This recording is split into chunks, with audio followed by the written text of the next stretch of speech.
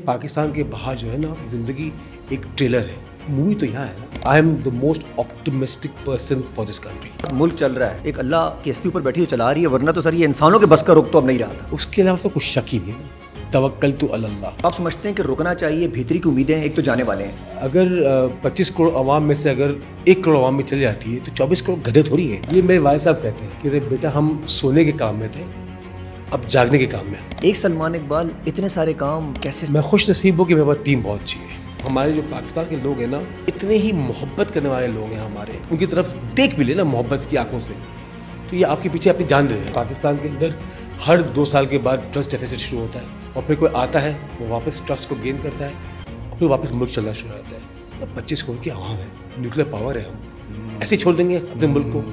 अच्छा, ये आप कह रहे हैं सर? हाँ, जो जा भी सकते हैं आज भी और वहाँ से आए हैं। दुबई की मेरी पैदाइश है, मैं दुबई को देखा है मैंने, मैं तो बहुत बड़ा कारोबार है मेरा, उसके बावजूद मैं कहता हूँ अपना मुल्क होता है। बिजनेसमैन बहुत ज़्यादा डाउन हुए सबके सब। बिजनेसमैन सारी जिंदगी डाउन रहती है। एक तो हमने लगुना बनाया था उस जगह पे जहाँ पे कोई आने को तैयार नहीं था, तो that will be a landmark place in Pakistan. पानी के पास लोग नहीं आ सकते, तो हम लोगों को पानी के पास ले जाते हैं। अदनान, हमारे मुल्क में अल्लाह ने बहुत कम लोगों को वो ताकत दी है और फिर हिदायत दी है। मैं जब चला जाऊँगा तो मैं अल्लाह को क्या जवाब दूँगा? जी अस्सलाम वालेकुम, नान फैसल एफएम पाकिस्तान के साथ आज हमारे साथ एक ऐसी पर्सनालिटी मौजूद है जो आज के यूथ के लिए इंस्पिरेशन है, रोल मॉडल है, सलमान इकबाल साहब। सर कैसे हैं आप? बिल्कुल ठीक ठाक। आप ठीक? इतना कुछ, एक सलमान इकबाल, इतने सारे काम, इतनी सारी जगह पे, कैसे सर? मैं खुश नसीब हूँ कि मेरे पास टीम बहुत अच्छी है, तो उन्होंने सब काम अपने हाथों में संभाल लिया है। Very professional organisation. अब तो लिटरली कभी कभी ऐसा होता है कि मैं पूछता हूँ कि कुछ काम हो तो मुझे बता देना, मुझे व्हाट्सएप कर दे कुछ काम हो, तो my team is great, the best team which I have. तो आई हैव माशाल्लाह 15 CEOs heading all organizations of my group, and they have taken so they have given me a back seat. एक ज़माने में आते हैं, कोई आया था, इसने कहा था कि सेठ हैं। AIY is not a state organization. AIY is a thoroughly professional organization, corporate managed by professionals. और जो CEOs आपने रखे हैं सर, एक आम तासुर ये भी होता है कि आपने उनको बड़ी लिबर्टी दी हुई है, यहाँ तक कि आपके एंकर्स भी। हमारे जितने भी CEOs हैं, ऑफकोर्स उनको एक KPI दिया होता है कि तुम्हें ये करना है, इस साल में तुम्हारी ग्रोथ ये है, तो उस हिसाब से कर रहे होते हैं। बट या compare to other TV stations हमने बहुत ज़्यादा लिबर्टी दी हुई है ना। आज़ादी तो है बट लिबर्टी भी साथ दी हुई है, क्योंकि आप अपनी मर्ज़ी से जो आपको ठीक लगे, जो पाकिस्तान के लिए ठीक लगे आपको, जो पाकिस्तान के लिए ठीक हो उस पर बात, और पाकिस्तानी लोगों के लिए भी ठीक होनी चाहिए। सर वो वही वजह बनी है आपकी यहाँ तक पहुँचने की, ये टीम सक्सेस की वजह आपकी ये बनी है? लिबर्टी देना, आज़ादी देना उस एज़ारे राय की कि वो अपनी बात आपसे कर सकें। सेठ के सामने तो बात नहीं कर सकते सर, सेठ के सामने बात करें वो अचानक जो है ना वो नहीं। हम लोग के यहाँ एम्प्लॉय का वर्ड नहीं है, we have a colleague terminology. मुझे जहर लगता है, हमारी शीट्स भी आती है ना तो उसमें एम्प्लॉयमेंट नहीं आती, तो I want them to be a part of the family. और बड़ा मुश्किल काम है, क्योंकि जब मैंने शुरू किया था AIY 95 के अंदर, जब पढ़ के वापस आया था, तो ऑफकोर्स मेरे वालिद साहब, मेरे ताया Haji Abdul Razzaq, they were all running the organisation. तो जब 96-97 के अंदर जब मैं ट्रेजरी संभाला अपनी फैमिली का, I was head of treasury, तो मैं एक गोरा ले आया था कनाडा से। तो कैनेडियन बैंक से एक हेड ऑफ ट्रेजरी को लेकर आया कि तुम हमारी ट्रेजरी संभालो। तो वो सी बात है, बहुत एक्सपेंसिव था। तो मैं ताया ने बुला के मेरी क्लास ले ली कि यार देखो, इतने में बंदा मिलता है दुबई के अंदर, तुमने इतने सारे पैसे दे दिए। तो वो एक थी, हैबिट थी हमारे ऑर्गेनाइजेशन के अंदर, एक सोच थी, उसको हमें टाइम लगा बदलने में। आज माशाल्लाह AIY डिजिटल को 25 साल हो गए, ऑलमोस्ट 24 साल हो गए, और मुझे काम करते हुए तकरीबन कोई 30 ईयर्स प्लस हो गए, 30 ईयर्स हो गए मुझे। सर एक दफ़ा मैंने आपका इंटरव्यू लिया था बहुत पहले, उसमें आपने कहा था कि यार मैं सोने के बिजनेस में था। ये मेरे वाले साहब कहते हैं हाँ, कि रे बेटा हम सोने के काम में थे, अब जागने के काम में आ गए। जागने काम में। हाँ, क्योंकि ये TV जो है ना, ये सोने नहीं देता, ये सोने नहीं देता। ये जब तक वसीम बदामी अपना लास्ट मिनट बंद नहीं करता ना 12 बजे, तब तक हम जाग रहे होते हैं। और उसके बाद भी अगर कोई ना कोई हादसा हो जाए पाकिस्तान में या दुनिया भर में, तो हमें वो जगाता रहता है, 24 घंटे का। और सर वो सोने के बाद भी आपको होता होगा जहन में कि यार सुबह अब कैसी होगी आज? नहीं, कोई कौन सा बंदा मुझे क्या, कहाँ से एक आवाज़ आने वाली कि यार ये हुआ कल रात। पहले मैंने कभी फ़ोन साइलेंट नहीं करता था। अब मैं रात को जब सोने जाता हूँ तो फ़ोन साइलेंट कर देता हूँ, और जब सुबह उठता हूँ ना तो ठीक ठाक किस्म के मैसेज। अभी भी आप देखेंगे मेरे फ़ोन को तो मेरे पास तकरीबन कोई 700 से 800 व्हाट्सएप मैसेजेस आए होंगे जो कल के जो मैं नहीं पढ़ सका। तो this is part of life, this is part of the work I have signed up for. अब इसको आप इंजॉय करते होंगे? मैं अदना 50 साल का होने वाला हूँ मैं सर।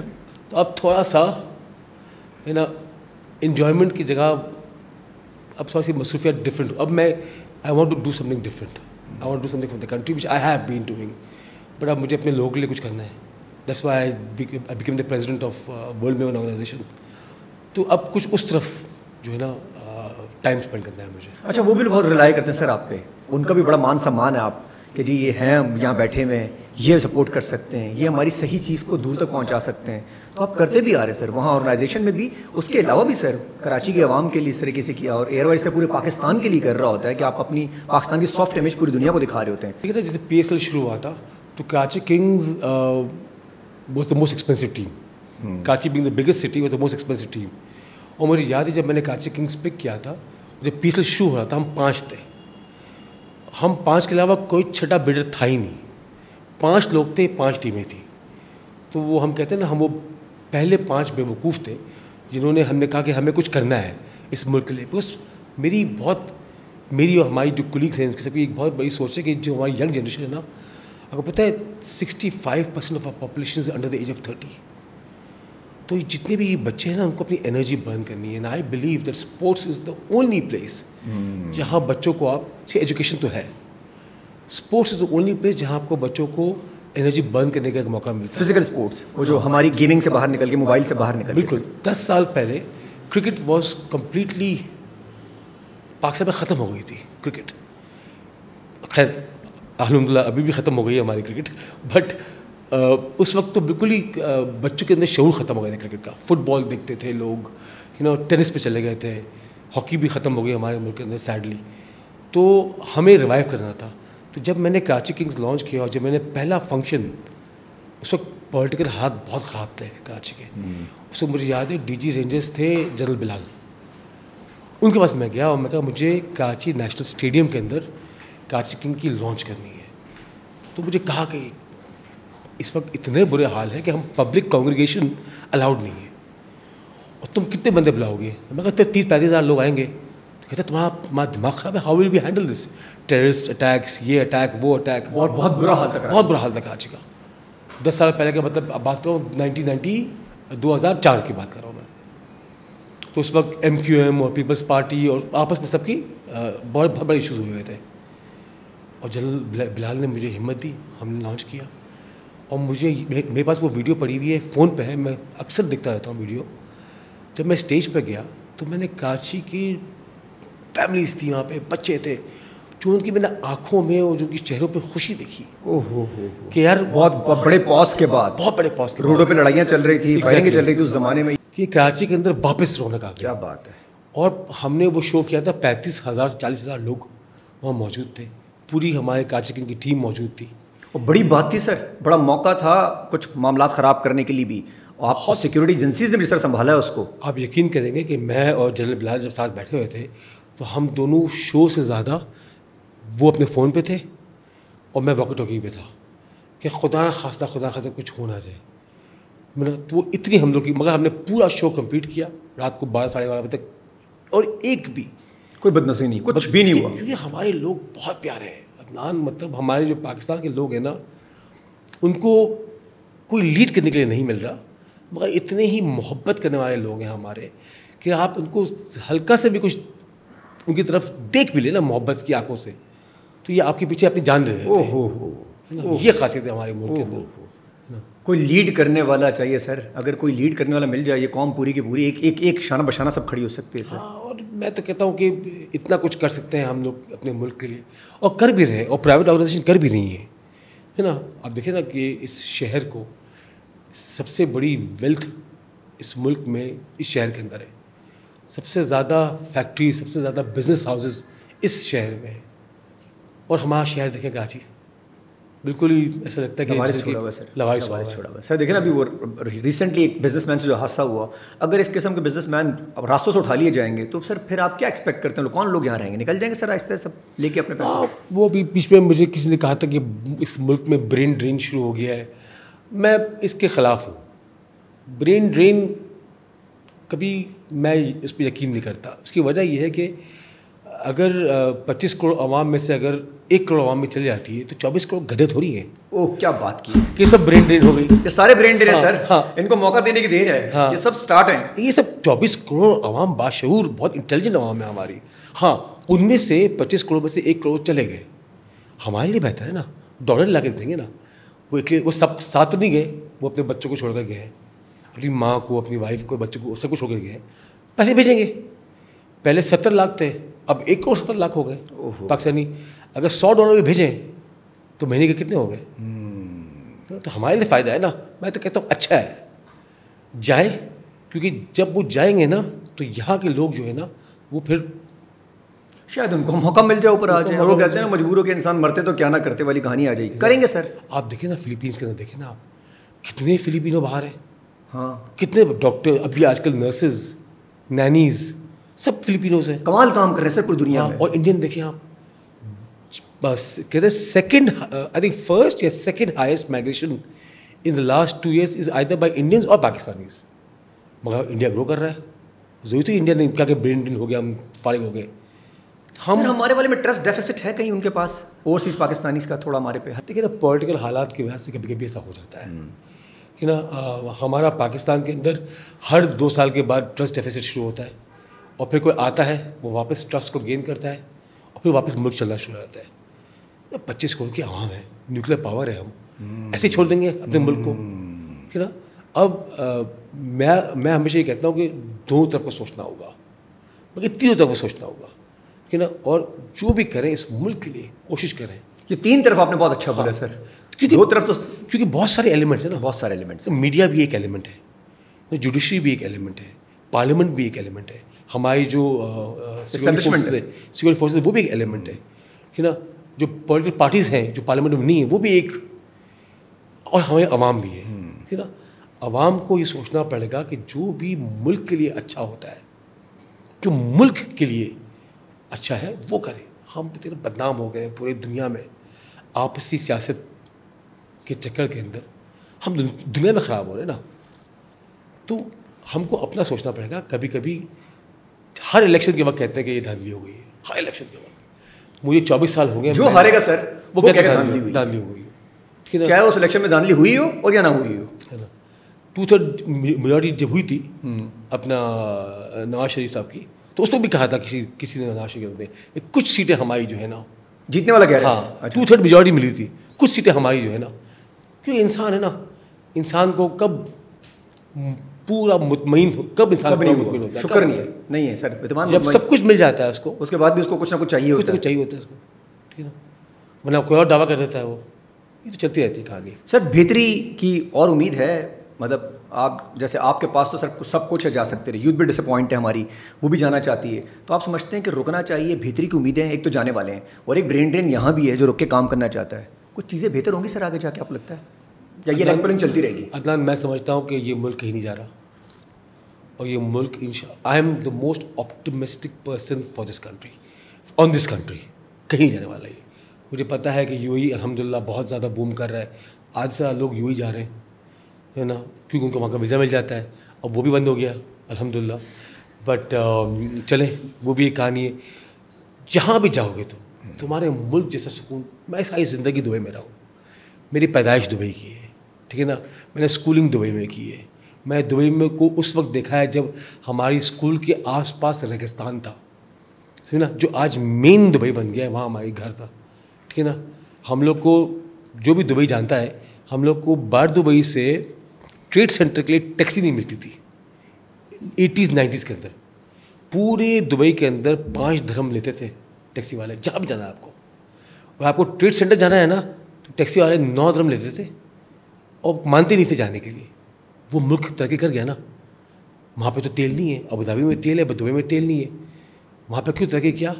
लीडरशिप की सिंक्रोनिटी, कंटिन्यूटी बहुत ज़रूरी है दुनिया के अंदर। ARY क्यों, प्राइवेट ऑर्गेनाइजेशन क्यों अच्छा करती है? क्योंकि कंटिन्यूटी है ना। लोगों को पता होता है कि यार मेरा CEO है, ये एटलीस्ट 10 साल तो देगा इस कंपनी को, मिनिमम कॉन्टेक्ट करता है ना। हमारे मुल्क पे सबसे बड़ा अब इंडिया ने तरक्की क्यों की? कि उनके जो प्राइम मिनिस्टर है वो कंटिन्यूटी है ना, 3rd टर्म कर रहा है प्राइम मिनिस्टर। हमारा प्राइम मिनिस्टर या हमारे प्राइम मिनिस्टर्स वो कंटिन्यूटी करते नहीं है। जब तक मैं कहता हूँ कोई भी आए, जब तक कंटिन्यूटी नहीं चलेगी ना, ये मुल्क तरक्की नहीं करेगी। सर छोड़ते कब हैं सर ये लोग आपस में एक दूसरे को? ये छोड़ते भी तो नहीं है सर। मैं तो कहता हूँ 3 पॉलिटिकल पार्टीज़ हैं, आपस में तय कर लें 10-10 साल कि 10 साल तुम ले लो, अब ये 10 साल तुम ले लो, 10 साल तुम ले लो। पहला 10 साल किसका है? एग्जैक्टली, यही तो मसला है। मुझे याद है ना, एक कोई UBL बैंक थी जिसकी आधे पार्टनर थे, शेख मुबारक बिन नयान थे और सर अनवर परवेज थे, 50-50। वो बैंक अल-फलाह ये वो पूरा ग्रुप। हाँ, पहले 3 साल उन्होंने किया, फिर 3 साल उन्होंने किया। आज UBL देखो प्राइवेटाइज होने के बाद बहुत बड़ी बैंक बन गई है। तो आप भी तय कर ले पार्टियों से कि भाई ठीक है यार, तुम मुझे पूरे 5 साल करने दोगे। कोई स्ट्रॉन्ग मीडिएटर चाहिए सर बीच में इन तीनों के लिए। तो शायद है, हमारे बहुत सारे मीडिएटर हैं, बट तीनों को बिठाना मुश्किल काम है। हमारे अरशद शरीफ साहब, अभी मैंने आपकी DP देखी ट्विटर की भी सर, आपकी दोस्ती भी थी। कैसा सर वो टाइम, और अब तक कैसे उनको मिस करते हैं सर? वो रात का फ़ोन कॉल मुझे आज तक याद है, 23 अक्टूबर वाला, भूला नहीं जाता। तो वो जो महीना है ना, हफ्ता, ओ हो बड़ा भारी गुजरता है। ओ हो अल्लाह उसकी मग़फ़िरत करे। हम शो शहीद है हमारा, और उसने बड़ा काम किया है हमारे मुल्क के लिए, बहुत बड़ा नाम था। बस अफसोस इस बात का कि बहुत जल्दी चला गया, बहुत जल्दी चला गया। और उसकी जो खला है ना, वो हम पूरी नहीं कर पाएंगे, है ना। वैसे एंकर पाकिस्तान में शायद अब मुश्किल से आए। Very sincere, very direct man, जो दिल में है, लोगों दोस्तों यारों का यार, सबके साथ। और सर किसी के साथ उनकी ख़राब तो कभी भी नहीं रही, मतलब बाहर भी लोगों के साथ भी, सबके साथ। He was very disciplined. ख़राब तो की उसने बहुत लोगों के साथ, डिसिप्लिन के अंदर, और अच्छा ही भी की, but he was on fact, he was ground of fact. जब सच बोलेंगे तो ख़राब होगी। वो फैक्ट। ओहो, हम लोग का काम ऐसा है ना, हम लोग का काम कैसा है, हमें लोग कहते हैं कि ये खबर आपने चलाई क्यों। अब अगर आग लगी हुई होगी तो मैं तो कहूँगा ना दुआ है। अब एक दफ़ा मैंने किसी को एग्जांपल दिया कि बाहर आग लगी हुई थी, आप कहें कि भाई बाहर बर्फ़ गिर रही है, तो मैं कहा सर बाहर तो आग लगी हुई है, तो मैं कैसे कह दूँ कि बर्फ़बारी हो रही है? तो कहते हैं बर्फ़ की तासीर भी तो गर्म होती है। ओहो हो तो क्या बात घुमा दी। हाँ, हम इस चीज़ में फंसे हैं। ओहो, बर्फ़ की तासीर तो we have to show what it is. हाँ, ऑफ कोर्स हमारे जो प्रोग्राम हालात कहना है, शहीद कहना है, ये मसलों से निकल नहीं पाएंगे सर। हाँ, हम इस मसले से निकल पाएंगे, बट फिर भी मैं कहता हूँ कि we are great nation with great people with a lot of opportunities. हमारे मुल्क में जितनी अपॉर्चुनिटीज़ है ना, वो दुनिया में कहीं तो सारी ज़िंदगी बाहर रहे। अच्छा, ये आप कह रहे हैं सर, हाँ, जो जा भी सकते हैं आज भी और वहाँ से आए हैं, और आप कहते हैं हमारे मुल्क जैसा कोई और मुल्क नहीं। मैं कहता हूँ मैं तो इसलिए कह रहा हूँ, मैं तो वहाँ रहता हूँ ना। मैं तो दुबई की मेरी पैदाइश है, मैं दुबई को देखा है मैंने। मैं तो बहुत बड़ा कारोबार है मेरा। हमने पैसे दुबई में कमाए और वहाँ से वापस पाकिस्तान लेकर आए। जब TV शुरू किया था उस वक्त दुबई में बहुत बड़ा सेटअप था हमारा, गोल्ड के अंदर, रियल एस्टेट के अंदर। रियल एस्टेट की मार्केट को उठाने वाला दुबई में हम थे 1999 के अंदर, जब हमने इंटरनेशनल सिटी लॉन्च किया था। तो उसके बावजूद मैं कहता हूँ अपना मुल्क होता है ना। जो आपको तकलीफ सिर्फ ये होती है, आपको जब आप 1.5 घंटा फ्लाई करके आते हैं तो आप जो फ़र्क देखते हैं ना, बस वो तकलीफ होती है। एयरपोर्ट से बाहर निकल, एयरपोर्ट तो उतरते साथ ही सर, हाँ, मतलब एयरपोर्ट के साथ ही आपको समझ में शुरू हो जाता है सर आप। आपको और वो फ़र्क सर चेंज नहीं हो रहा, यूं का यूं ही है। अच्छा, वहाँ बहुत तेज़ी से चेंज हो रहा है, वहाँ दिनों में चेंज हो रहा है। अच्छा, वहाँ पे पॉलिटिकल एनिमल्स भी डिफरेंट है, यहाँ पॉलिटिकल एनिमल्स भी डिफरेंट है, ठीक है ना। और यहाँ पे हम लोग का मुल्क जो है ना, पिछले 25-30 सालों से टेररिज्म के अंदर उलझा हुआ है, ठीक है ना। कुछ दिनों पहले शार फैसले पे जो बॉम्ब ब्लास्ट हुआ है, तो हमारे यहाँ ये भी तो बहुत बड़े मसले हैं ना कि हमने बड़े पंगे पाले हुए ना दुनिया के अंदर, है ना। अब जब पंगे पालेंगे तो आपके साथ होगा ऐसा, तो बट उसके बावजूद आई एम वेरी पॉजिटिव। अच्छा, इस इन्फ्लेशन के साथ, इसी पंगों के साथ, इसी धमाकों के साथ मुल्क चल रहा है अब भी? हाँ, ठीक है ना। इसको सर पीछे कोई हस्ती है, एक अल्लाह की हस्ती ऊपर बैठी हुई चला रही है, वरना तो सर ये इंसानों के बस का रुख तो अब नहीं रहा था। उसके अलावा तो कुछ शक ही नहीं है ना। तवक्कल तो अल्लाह, हम तो चलते ही तवक्कल पे चलते हैं। हम तो पूरा मुल्क हमारा तवक्कल पे चलता है ना।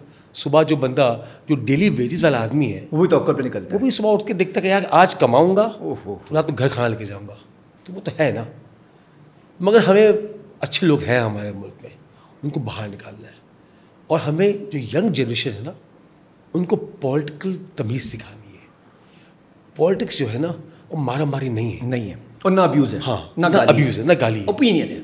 पॉलिटिक्स इज, पॉलिटिशियन का मतलब क्या होता है कि वो बैठ के मसले का हल निकाले, अपना काम करे, इस मुल्क की तरफ ध्यान दे, अपनी सियासत। और सर अवाम भी सर गाली की सियासत पे या किसी दूसरे को गाली देना ट्विटर पे, इधर उधर सोशल मीडिया प्लेटफॉर्म पे गालम गलोच से पुरो। नहीं, अभी आप देखिएगा ना, अभी आप इसको पोस्ट करेंगे ना जी सर, हमारी वीडियो को, जी कमेंट्स पढ़िएगा आप। बट हम मादर पिता आज़ाद हैं, हम मादर पिता आज़ाद हैं, जिसकी जो मर्जी आती है। अच्छा, टीवी पे ऐसा नहीं हो सकता सर, अखबार में ऐसा नहीं हो सकता, नहीं हो सकता। ये सोशल मीडिया ही जहाँ पर आप ये गंद कर सकते हैं। अच्छा, ये वो लोग हैं जो सामने नहीं आते।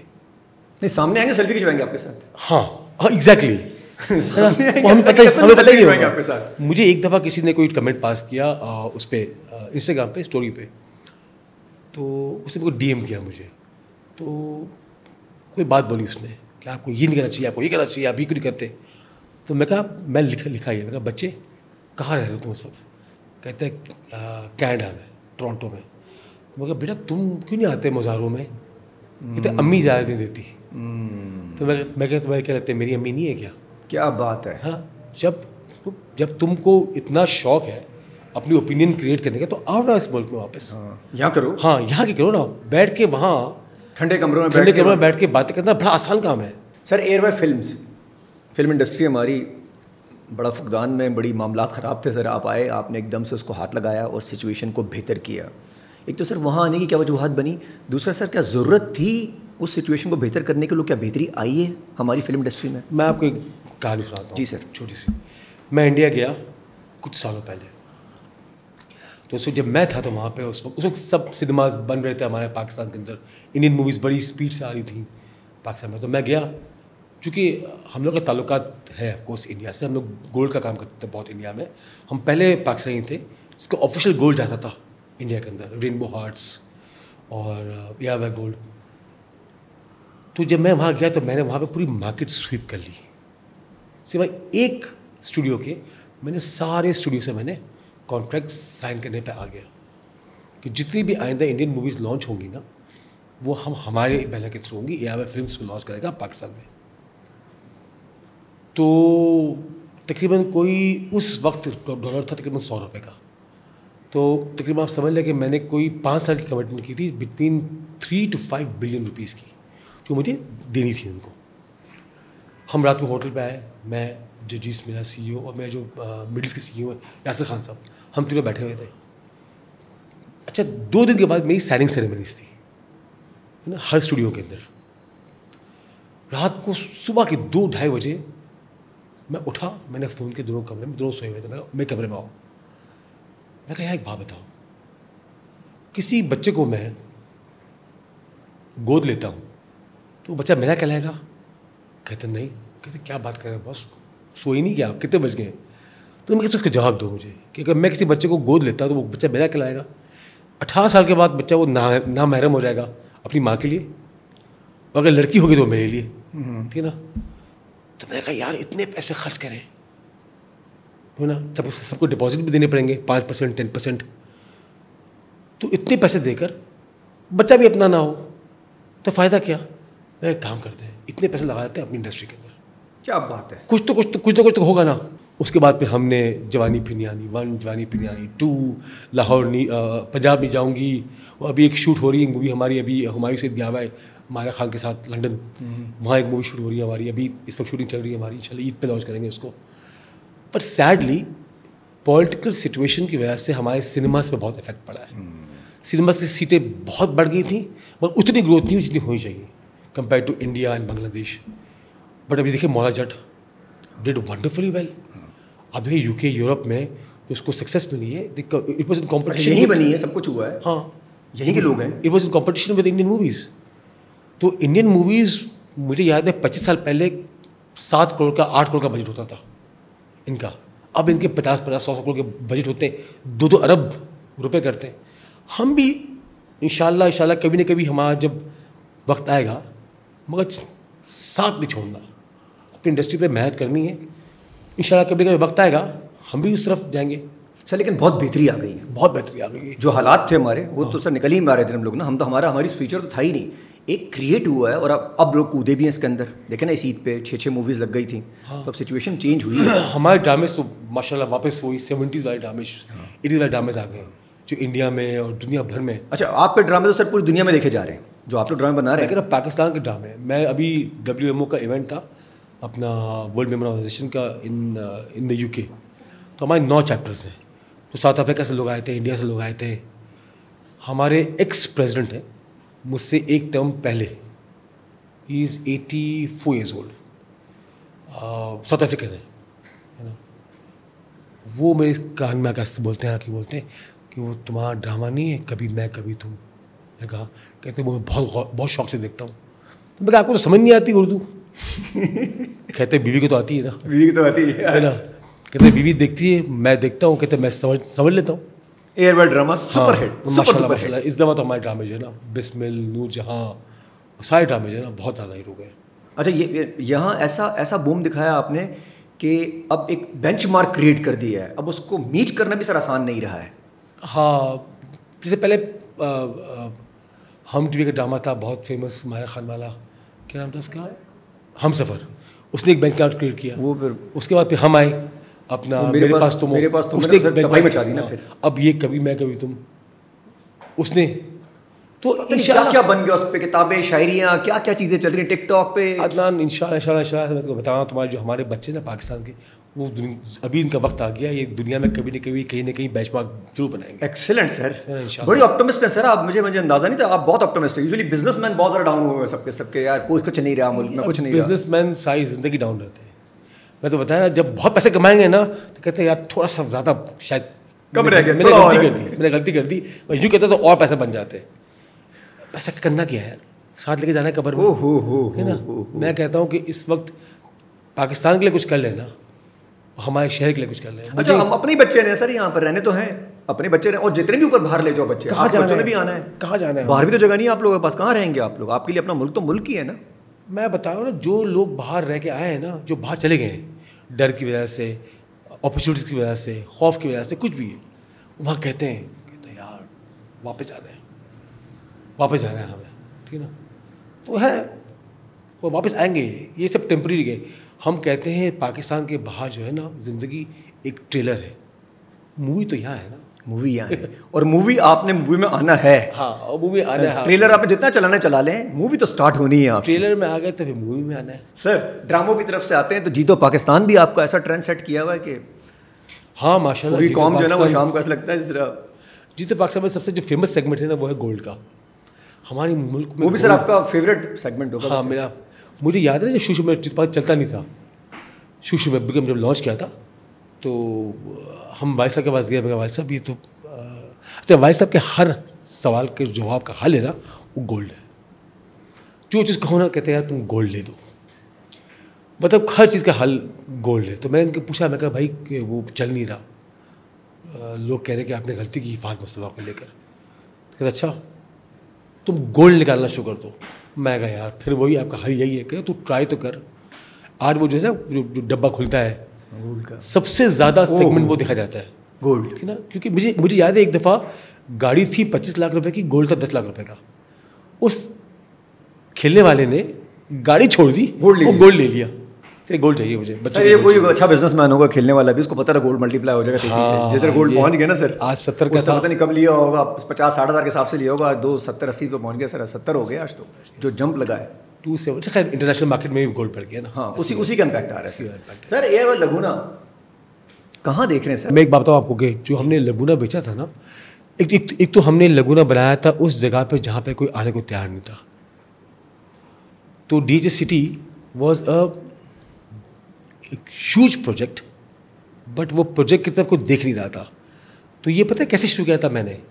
ये मैंने कोई बिजनेस डील नहीं की थी, मैं बैठा हुआ था कुछ चंद दोस्तों के साथ, तो मैं गया एक दफ़ा ड्राइव करके DHA सिटी और देखा मैंने, तो जो एडमिनिस्ट्रेटर थे उनसे मैंने पूछा, मैं कहा आपके पास ज़मीन पड़ी हुई है? कहते हाँ पड़ी हुई है। तो मैं सोचा कि मैं ऐसा कोई लैंडमार्क क्रिएट करूँ, तो that will be a landmark place in Pakistan, कि जहाँ पे दुबई में तो लगून जो है ना, क्रिस्टल लगून, वो तो 7-8 जगह पे बन चुकी है। बिकता क्या है? पानी बिकता है ना। आज हमने कभी पानी का फ़ायदा उठाया? दुबई ने क्या किया? उनके पास आई थिंक कुछ शायद 19 या 20 या कितने किलोमीटर था पानी, उन्होंने उसको एक्सटेंड करके 1000 किलोमीटर पे ले गए। पानी बिकता है, दुनिया में हर जगह पानी बिकता है। हमने अपने साहिल को छोड़ा हुआ है। तो हमने कहा कि यार अगर पानी के पास लोग नहीं आ सकते तो हम लोगों को पानी के पास ले जाते हैं। तो जो हमने पहला फेज़ लॉन्च किया था, जो हमने पूरा बेच दिया फेज़ को, उसी कंस्ट्रक्शन कर रहे हैं। सेकंड फेज़ हमने अभी लॉन्च नहीं किया। तो हम ये सोच रहे हैं कि हम ये प्लान कर रहे हैं कि हमारा ये फर्स्ट फेज़ ऑलमोस्ट 80% कंप्लीशन पर आ जाए, फिर अब सेकंड फेज़ खोलेंगे। बिल्कुल ठीक, लोगों को दिखे, ताकि लोग मैं तो कहता हूँ लोग जाके देखें वहाँ पे। और इंशाल्लाह जब हम वहाँ लगून भर देंगे उसके बाद लोग आएंगे सर, तो आप देखिएगा। और वो बेंचमार्क भी सेट हो जाएगा DHA सिटी के लिए भी सर। उस वक्त अभी आप देखिए, इस वक्त हमने गुजरावाला कर रहे हैं, अभी एक और शहर में कर रहे हैं, हम 3rd प्रोजेक्ट लॉन्च कर रहे हैं अपना। मुझे तो अभी भी लोग कह रहे हैं कि तुम अभी भी ज़मीनें खरीद रहे हो, अभी भी तुम जो है ना प्रोजेक्ट लॉन्च कर रहे हो। मैं कहा तुम देखना कि आज तुम्हें जो प्राइस मिल रही है ना ज़मीन की, विदिन 2 ईयर्स तुम्हें उस प्राइस तुम्हें नहीं मिलेगी। सर एयरवाई सोशल इश्यूज़ पे ही बड़ा काम करते हैं सर, गरीब नवाज फाउंडेशन, एयरवाई फाउंडेशन। तो सर स्पेशल किड्स के लिए भी कोई ऐसी चीज़ करने जा रहे हैं, कोई इदारा ऐसा कुछ खोलने जा रहे हैं आप, जिससे उनको भी अदनान, मेरी जो पहली बेटी थी सुमैया सलमान, जी सर, उसका इंतकाल हुआ था पिछले साल। She was a special child, so she passed away at the age of 23। So बहुत काम किया हमने, बहुत काम किया है हमारे फाउंडेशन के थ्रू, बहुत काम किया कर सकते हैं सर वो तो। हाँ, मतलब मेरे पास तो 23 साल मेरे हाथ में रही ना, तो आई अंडरस्टैंड कि what to parents go through. Special child का जो सबसे बड़ा जो इम्पैक्ट पड़ता है ना, वो मियाँ बीवी पर पड़ता है। तो असल जो काउंसलिंग चाहिए होती है ना, वो ऑटिज़म हो गया फॉर एग्जांपल, ऑटिस्टिक जो बच्चे होते हैं, very difficult kids to handle. तो उसकी थेरेपी जो है ना, बच्चों से ज़्यादा माँ को, उसके बाद बाप को। हमने बहुत सारे घर देखे हैं टूटते हुए, बिकॉज वो बच्चे को संभाल नहीं पाते, वो उनको पता नहीं होता बच्चे को हो क्या रहा है। Autism is a very wide spectrum, बहुत बड़ा स्पेक्ट्रम है, such as emotional issues, such as anger management. बच्चे चीज़ें तोड़ देते हैं, उनको पता नहीं होता, अपने इमोशन में काबू नहीं कर सकते कि वो ऑटिस्टिक होते हैं। अब वो जो है ना, माँ पे और बाप पे बहुत इफेक्ट पड़ता है, बहुत इफेक्ट पड़ता है। बट अब अल्लाह का शुक्र ये है कि जब मेरी बेटी पैदा हुई थी 25 साल पहले, तो उसको फिट्स होते थे, ठीक है ना। That's the first sign of imparity of brain. तो मुझे याद है जब मैं आखा से निकला तो मेरे डॉक्टर ने कहा कि अब इसका कुछ नहीं कर सकते हम, क्योंकि उसका इलाज है, अब है उसका इलाज। शी वॉज जस्ट B6, हाँ B6 डिपेंडेंट थी वो, उस वक्त नहीं था। हाँ, एक विटामिन की डिपेंडेंट थी वो, है ना, मुझे हमें बाद में मालूम पड़ा। तो अब दुनिया जो है ना, अब हैंडलिंग भी अच्छी हो गई है बच्चों की, और फैमिलीज़ की हैंडलिंग भी अच्छी हो गई है। मगर हमें इस मुल्क के अंदर एक अच्छे हॉस्पिटल की ज़रूरत है for special child, not only hospital, a day care. मुझे जो सबसे बड़ी बात तुम्हारे प्लेटफॉर्म पे करनी थी, वही करनी थी कि आपको पता है, आप सबको पता होगा कि OPD की इंश्योरेंस नहीं होती हमारे यहाँ। पता क्या होता है OPD? मुझे ज़ुकाम हुआ तो मैं डॉक्टर के पास जाऊँ तो मुझे पैसे देने पड़ते हैं। बिल्कुल ठीक है, ठीक है ना। अब जो कि मेरे पैसे होते नहीं हैं, तो मैं उस ज़ुकाम के लिए, नज़ला ज़ुकाम के लिए मैं जा सकता नहीं हूँ। तो अगर ठीक है, नज़ला ज़ुकाम है तो मैं फिर पैराडोल खा लूँगा, एंटी एलर्जिक ले लूँगा, या मैं स्टीम कर लूँगा।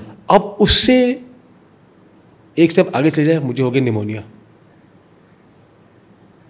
क्योंकि मैं डॉक्टर के पास नहीं गया, जो बेसिक बुनियाद होती है।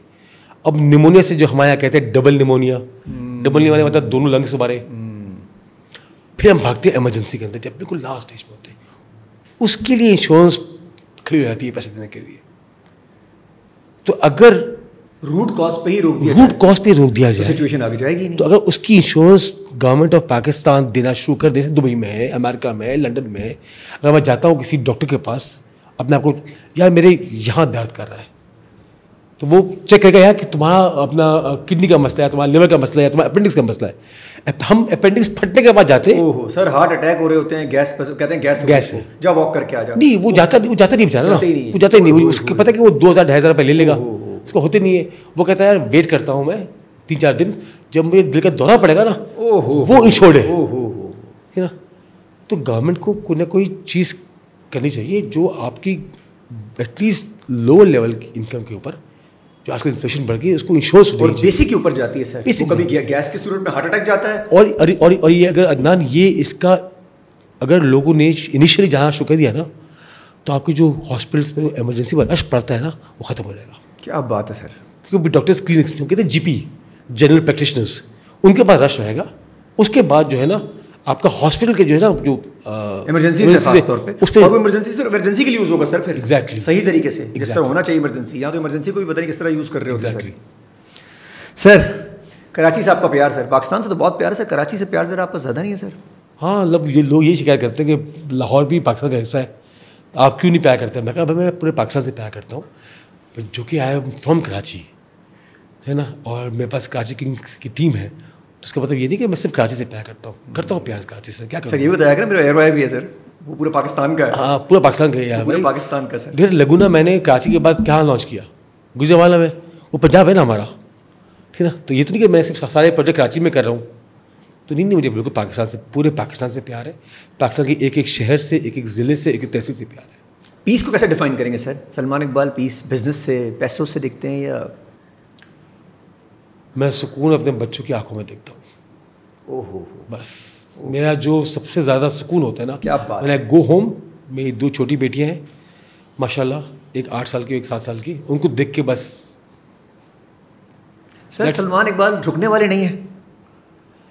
रिटायरमेंट पीस ये कि छोड़ दें यार, जाके इसी बीच पे बैठ जाए तो बस हो गया यार, बहुत काम कर लिया मैंने, बहुत ज़्यादा कर लिया, हर चीज़ में कर लिया। तो अदनान 50 का हुआ यार, अभी 10 साल तो है ना मेरे अंदर। नहीं सर 20-25 साल है हमारे साथ तो 20-25 साल काम के लिए 10 साल है। नहीं कभी सोचता हूँ, कभी सोचता हूँ कि यार बस है ना जाके आराम करूँ, मगर फिर मैं ये सोचता हूँ कि छोड़ेंगे सर आपको, आपके आसपास लोग भी छोड़ेंगे। अदनान हमारे मुल्क में अल्लाह ने बहुत कम लोगों को वो ताकत दी है और फिर हिदायत दी है। मैं जब चला जाऊँगा तो मैं अल्लाह को क्या जवाब दूँगा कि भाई तुझे इतना दिया और तुझे के बीच पे बैठ के मौसम एंजॉय कर रहा था। ओहो हाँ सर क्या बात तो जवाब भी देना, ताकत भी दी है, हिदायत भी दी है, क्या बात। तो अल्लाह को वापस जाके जवाब देना है ना। तो उस जवाब के चक्कर में हम लगे हुए हैं कि बस कोई अल्लाह हमारे से आखिरत में हमारी अच्छा जवाब सुन ले। और सर वही जवाब आपको रोज़ कंसिस्टेंटली उठाता है और कोई ब्रेक नहीं सर। बिल्कुल, thank you sir. Thank you जी। मेरी कोशिश थी कि आपकी वो साइड दिखाऊं जो लोगों ने नहीं देखी, और सर जितना ऑन पॉइंट बोलते हैं ना, इसमें कोई कट कुछ मुझे नज़र नहीं आ रहा, कोई चीज़ मुझे काटनी पड़ेगी कोई कंट्रोवर्सी सर मैं निकाल नहीं पाया आपसे, क्योंकि आप बहुत ऑन पॉइंट बोलते हैं सर। तो कंट्रोवर्सी क्रिएट करोगे तो निकलेंगी ना, हम कंट्रोवर्सी क्रिएट करते ही नहीं है। कंट्रोवर्सी के लिए हमने रखा हुआ है ना ARY वो भी निकालता रहता है।